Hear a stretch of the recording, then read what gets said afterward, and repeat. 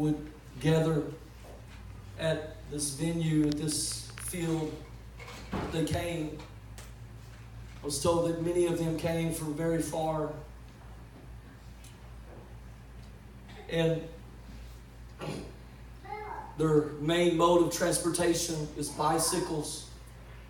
You would see up and down the roads, not cars and very few motorcycles, but hundreds upon hundreds of bicycles. You would see men with a lady, her taxi would be a bicycle. She would be sitting on the bike, the back side of the bike that had just a little cushion sideways, and the man would be pedaling up hills and all kinds of terrain, and that was her taxi ride.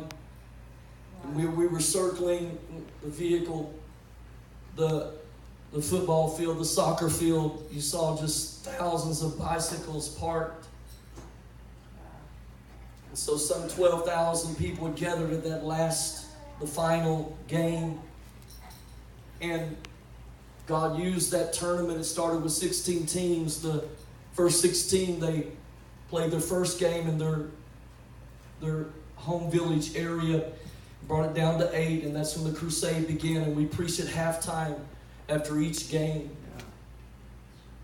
And it was incredible to watch God build the attendance, but also grow the harvest.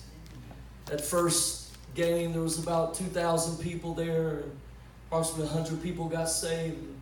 I was excited, but the next day there was about 4,000 people there, and the harvest just continued to grow and continue to grow. That third day on Saturday, that first game at halftime, some 7,000 people had gathered. 1,000 people gave their hearts to Christ. One service, one preaching in the middle of a soccer field. So that last game, there was a commentator, but the last game, the finals, was live. It was live on radio, and so the guy from the radio station was there down on the sideline commentating the game.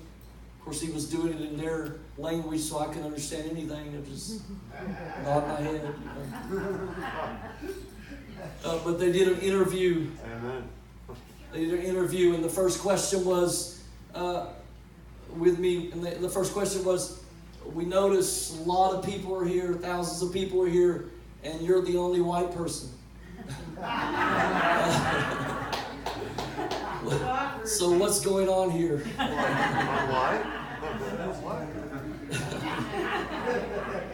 And literally, that was the truth. It was. But I felt quite comfortable and quite happy. I said, well, there's hundreds of people back in America who have sent me to Malawi, to this village, because they love you. And they have sponsored this football tournament so that people, this village, surrounding villages, could have a great time, enjoy themselves as families and individuals, but most of all, so that they could hear about Jesus and know that He is the only way to heaven. I took every question, every opportunity, I took it just to plug the gospel. And so at halftime, with those 12,000 people, very little voice left. And some of you that called, I was able to do a couple live clips, and I'm not sure how well the internet, or there was no internet, but the data picked it up, but how good it streamed. But I had very little voice left. So when I went to preach, I knew I sounded horrible, and I told him, I said, I know I sound terrible. Listen to the interpreter. Just listen to him. But I preached Jesus as hard as I could.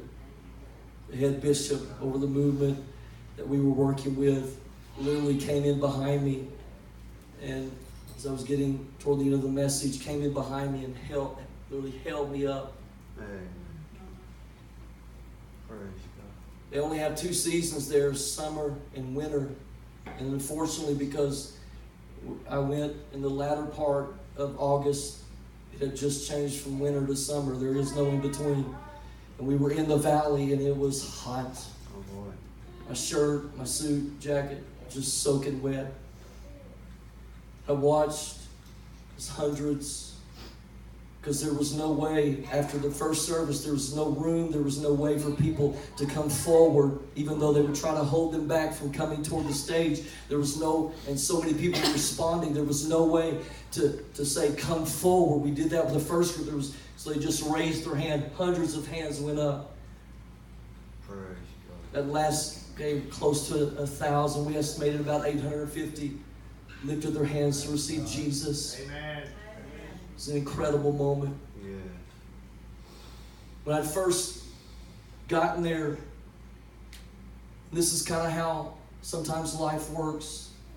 I'm just sharing a little bit of the trip with you. We'll get back to the message, but this all works together.